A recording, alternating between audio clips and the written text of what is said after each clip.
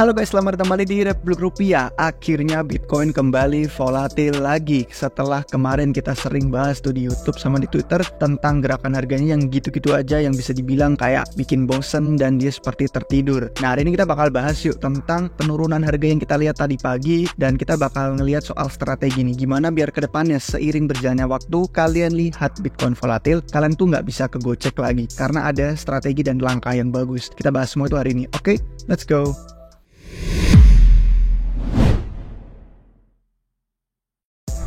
Baik guys, sebelum kita masuk ke materi, kalau misalkan kalian mau ikutan konferensi di Bali, ada juga yang namanya Soulbound Bali, tapi ini tiketnya gratis guys. Kalian sama sekali nggak usah keluar modal selain tiket kalau misalkan kalian tidak bisa di Bali. Tapi kalau udah di Bali, silahkan ikutan tanggal 22 sama 23 Agustus Soulbound Bali, langsung di website soulboundbali.com. Di sini tiketnya gratis, kami sebagai salah satu yang bantu untuk organize juga, itu bakal ada di sana full team. Kalau misalkan kalian pengen ketemu sama kami, pengen ikutan sama konferensinya, ada party, ada beberapa pembicara yang menarik juga, terus ada beberapa reward dan hadiah lain, semua detailnya bisa kalian lihat langsung di sini. Nanti link websitenya kami taruh di deskripsi di bawah untuk yang pengen ikutan party konferensi bersama kami gratis di Bali. Terus kalau misalkan kalian juga belum tahu, kami lagi ngadain giveaway nih, undian total hadiah sampai 1 ETH. Jadi jangan lupa subscribe, kasih tahu teman atau keluarga, siapapun yang tertarik belajar kripto sama blockchain, langsung aja subscribe ke RR. Terus link di deskripsi di bawah itu ada caranya ke Zili untuk kalian bisa dapetin undian sampai total hadiah 1 ETH itu. Oke guys, kalau kita langsung masuk ke topik hari ini, kita bakal lihat dari Twitter yang kemarin kita kasih tanggal 15. Jadi kemarin tuh kita ngomong soal Bitcoin kok santuy amat gerakannya ya, harganya itu kayak ngantuk, mau tidur. Terus kita jadi pikir ini pasti bakal berubah segera nih, ada yang sedang digodok istilahnya. Nah, itu kita di sana bahas soal kisaran Bollinger Bands yang bener-bener ketahat banget, kayak terkompres gitu. Jadi gerakan harga yang atas sama yang bawahnya itu bener-bener mepet banget, dan biasanya kita lihat itu mendahului adanya volatilitas. Makanya kemarin kita pikir ini udah pasti bakal volatil nih, tapi entah bakal volatil ke atas atau ke bawah. Pagi ini kita lihat ternyata ke bawah, sempat sedikit nyentuh ke 25, kisaran 26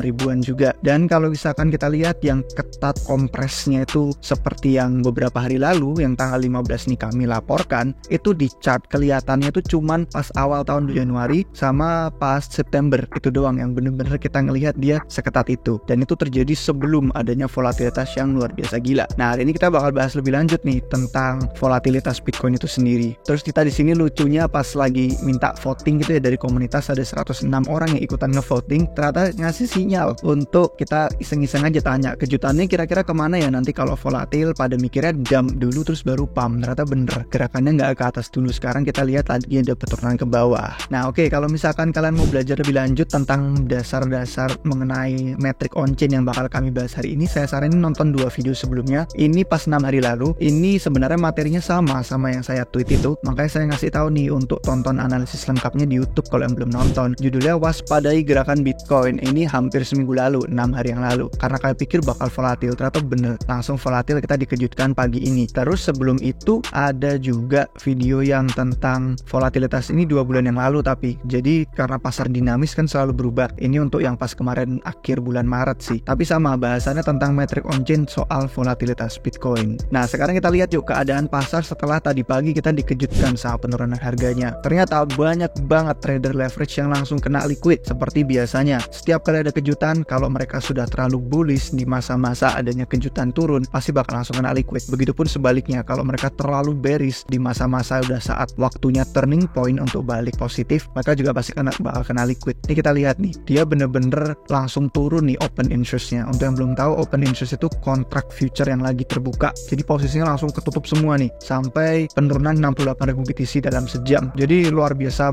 banyak banget kontrak-kontrak futures yang tertutup. Terus likuidasinya itu lebih dari 220 juta dolar ya, bukan rupiah, dolar long yang kena likuidasi. Untuk futures open interest di semua exchange juga kita lihat langsung turun drastis banget, bener-bener jatuh, kaget ya, responsif dengan gerakan harga Bitcoin pagi ini. Ini untuk total likuidasi futuresnya. Terus ini untuk option. Nah ini nanti bakal kita bahas tentang strategi anti kegocek. Kita bakal ngomongin soal option dan penjelasan analogi mudahnya lah, setidaknya basic dasar biar kalau kalian pengen tertarik belajar lebih lanjut sudah paham intinya seperti apa. Ini mengingatkan saya sama meme yang lucu, yang dimana orang itu setiap kali ada gerakan yang mengejutkan volatil entah ke bawah atau ke atas, mereka tuh cuman kayak siklus psikologi doang. Yang tadinya kayak brutal banget 2022 ya, dengan kejatuhan Terra, dengan kejatuhan Three Arrows Capital, terus ada diakhiri FTX collapse, Bitcoin menyentuh 16.000, jadi kayak wah ini sudah sangat-sangat berakhir lah pasar. Jadi merasa kayak it's so over. Terus akhirnya pas sudah ada awal tahun yang positif, kita kayak wah we're back, kita akhirnya balik lagi nih, bullish lagi. Terus pas ditambah sentuhan ke $30.000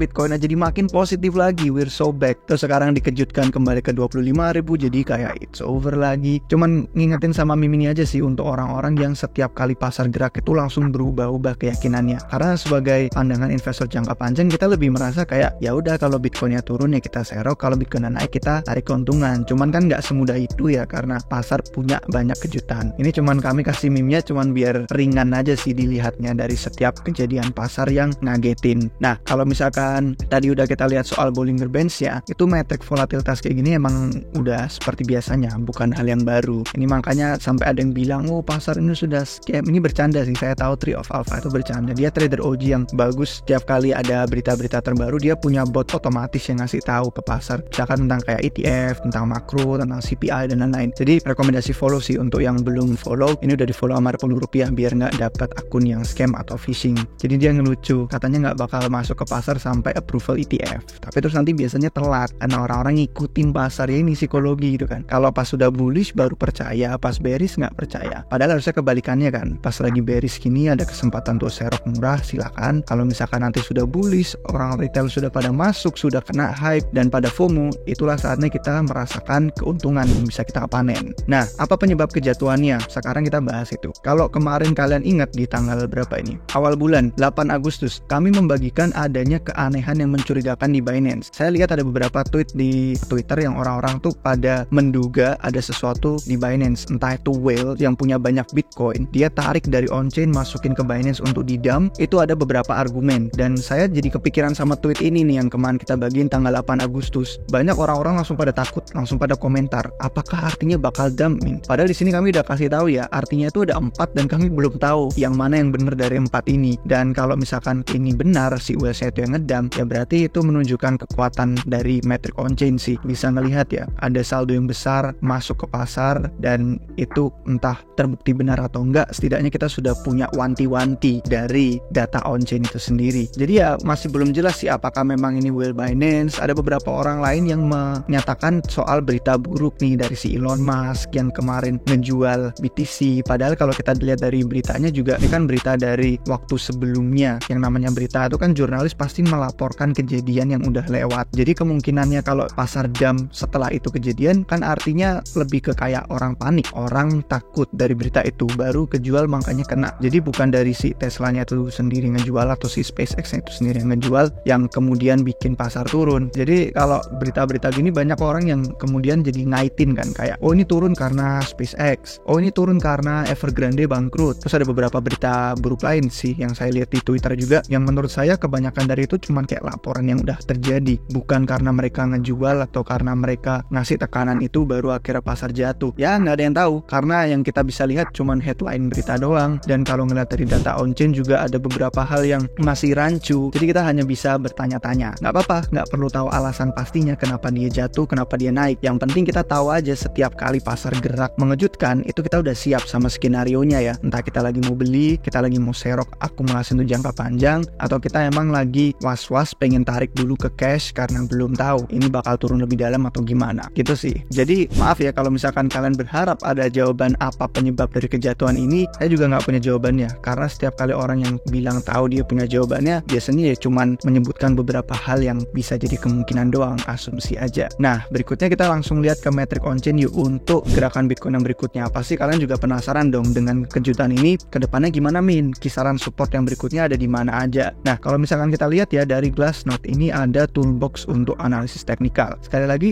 pengingat saya tuh sebenarnya lebih ke fokus on-chain. Jadi kalau hal-hal berbau teknikal itu saya nggak deep dive terlalu dalam, cuman bakal bahas permukaannya aja. Nah, kalau kita ngelihat dari pricing model, ini kan ada banyak ya melacak, kita itu sudah turun, kejutan harga Bitcoin ini turun dari 3 pricing model yang dilacak di Glassnode hari ini. Jadi kalau kita lihat ada yang saya nyalain aja biar sekalian saya ngomong, kalian bisa sekalian melihat angkanya. Itu yang seingat saya support berikutnya yang moving average untuk 1 tahun atau 365 hari itu ada di Bitcoin harga $23.500. Kita lihat, ya betul, tuh yang paling bawah 23.500 support untuk moving average 1 tahun 365 hari. Untuk moving average yang 111 hari, 200 hari, terus sama yang moving average halving yang siklus 4 tahunan yang 200 minggu itu juga udah jebol, jadi 27.000, 27.000, 28.000 itu juga udah turun di bawahnya. Kita lihat aja, zoom in kalau misalkan kalian pengen lebih jelas. Tuh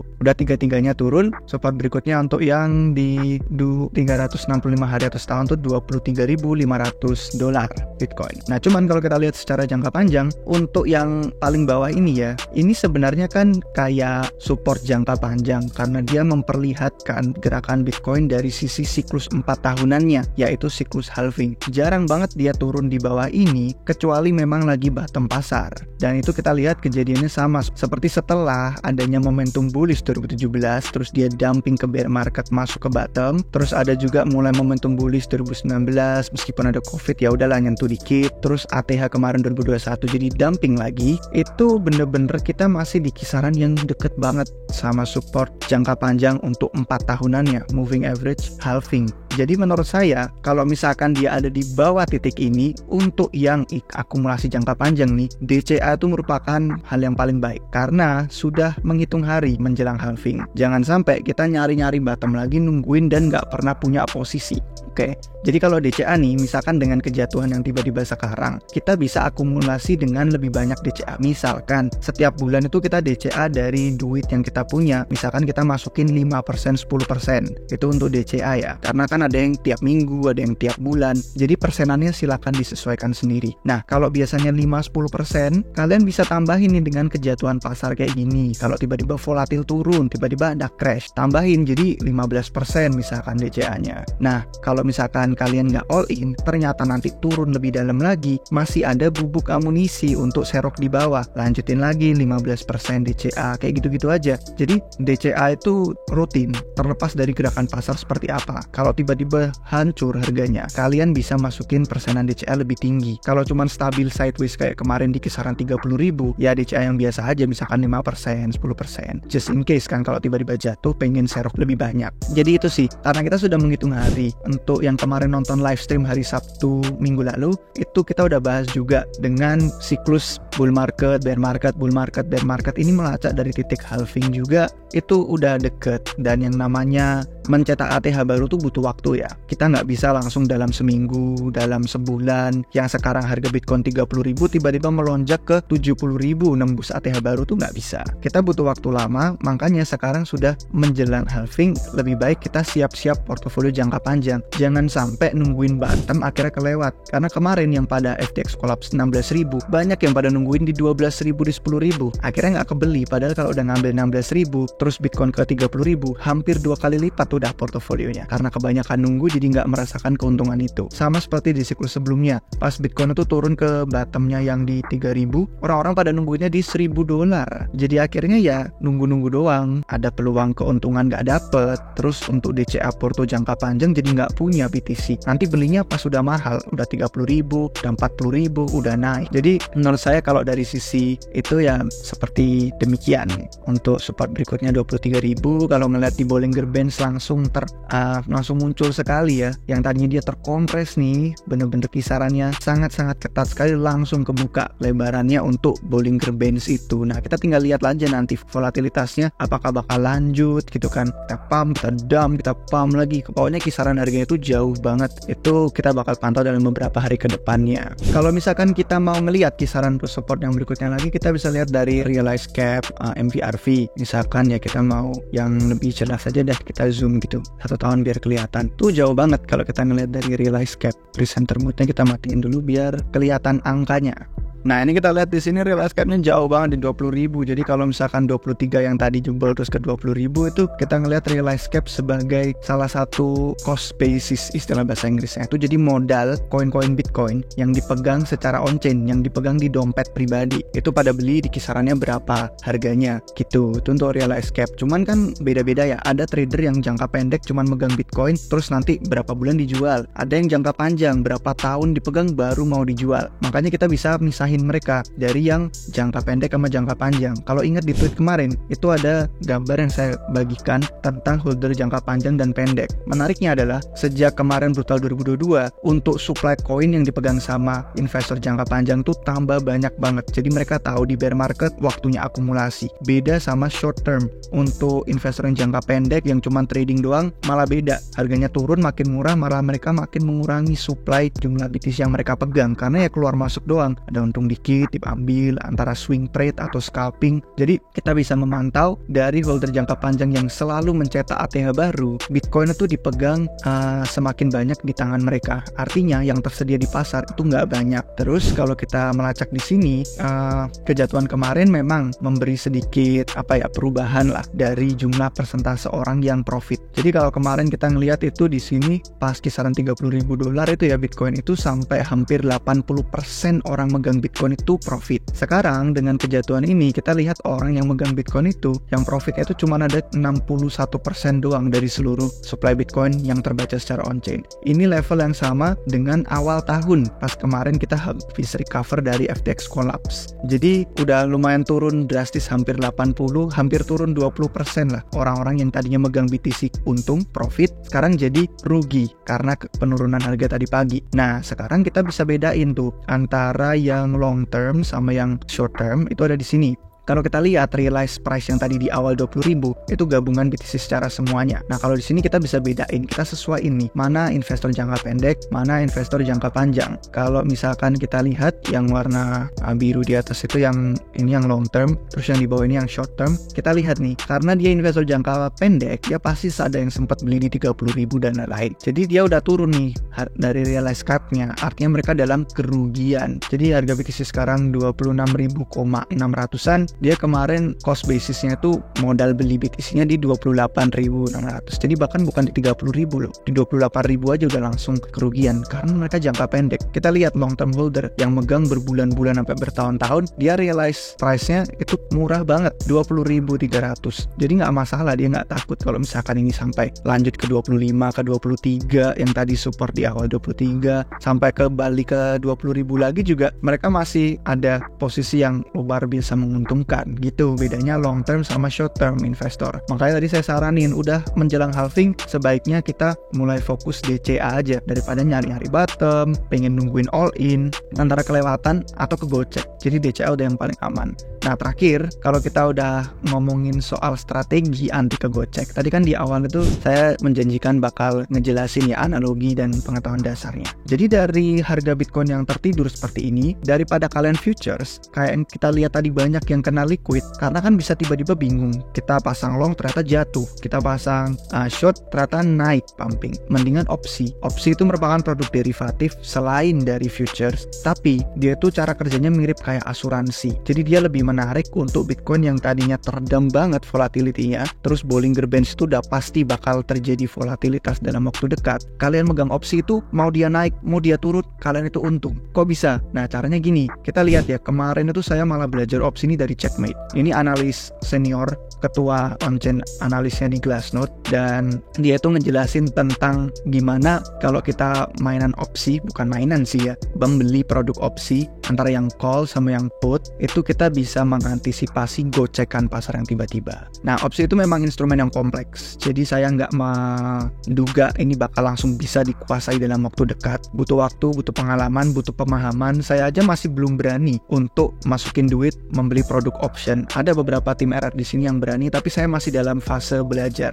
Nah jadi saya bakal bantu ini rangkuman sederhananya gimana. Opsi itu analoginya kayak kontrak asuransi. Kalau kalian punya asuransi, kalian kan pasti pengen jaga-jaga sesuatu yang buruk terjadi. Analoginya, kalau saya punya saham, saya modal belinya kemarin $100.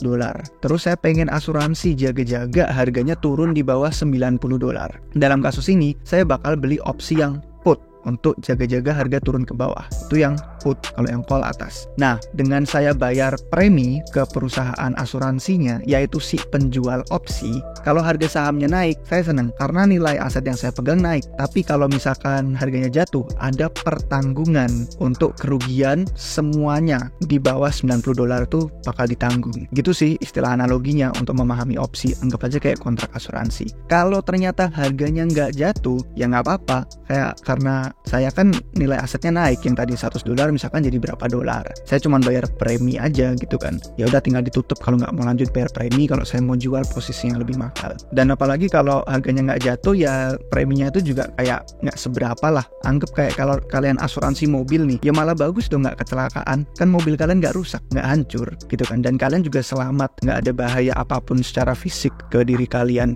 Jadi malah nggak peduli kita bayar premi itu karena dianggapnya sebagai asuransi. Nah, kalau kita ngomongin soal opsi itu ada dua. Yang dari tadi kita omongin tuh put, tapi ada yang call. Kalau yang call artinya saya punya exposure ke sebuah aset. Misalnya nih BTC, kalau nilainya naik di atas harga strike, misalkan nih ya, ini ada call strike-nya di sini, terus yang put strike-nya di sini. Dari harga pertama saya beli opsi. Kalau misalkan saya beli call, artinya nanti saya punya exposure, misalkan dia harganya naik di sini.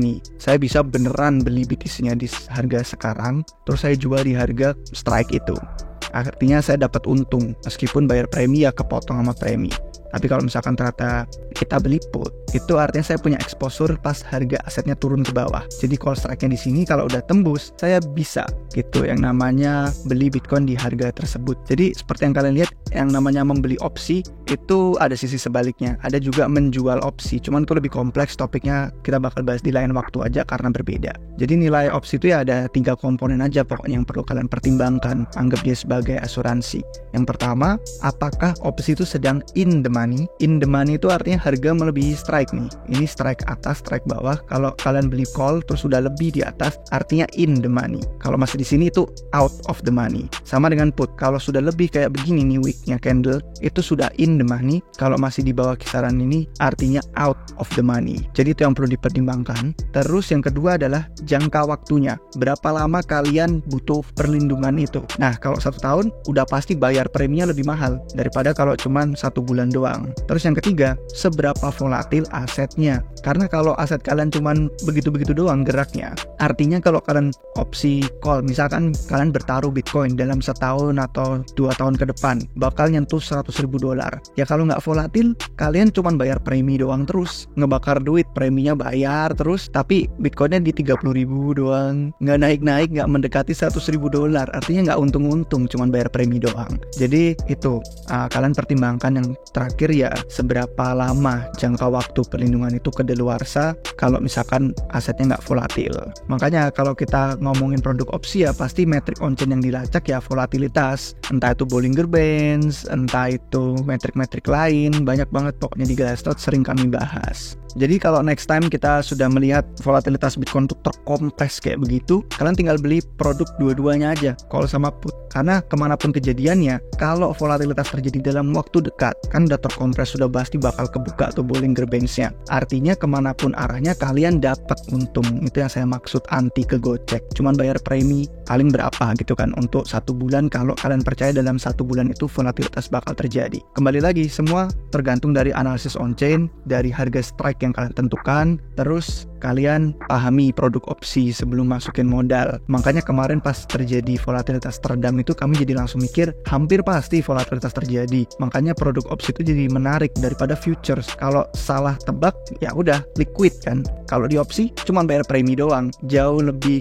bisa diprediksi risikonya daripada futures. Makanya kalian kalau misalkan punya waktu, menurut saya menarik sih untuk belajar produk opsi. Dan sama-sama saya sama beberapa tim analis lain di Republik Rupiah, kita juga saling belajar. Mungkin kalau tertarik silahkan gabung jadi member, kita ngobrol lanjut di Discord, kita bisa juga ngobrol di Telegram, dimanapun kalian prefer. Cuman kalau di member udah pasti sering update tentang komentar pasar dan analisis on-chain. Jadi itu guys, semoga bermanfaat videonya. Ingat bahwa ini bukan financial advice. Sekali lagi, kami nggak tahu, kami bukan dukun, kami nggak bisa ngeliat prediksi masa depan, kami cuma ngasih analisis berdasarkan data yang tertera aja. Gimana menurut pendapat kalian? Silahkan komentar di bawah. Untuk Bitcoin gerakan selanjutnya, kira-kira ada analisis nggak nih? Ada argumen nggak? Kalau misalkan ada silakan komentar. Terus jangan lupa kasih like, jangan lupa kasih jempol misalkan suka videonya, dan subscribe biar nggak ketinggalan video terbaru dari kami. Oke guys, sampai jumpa kami semua di video berikutnya. Cheers!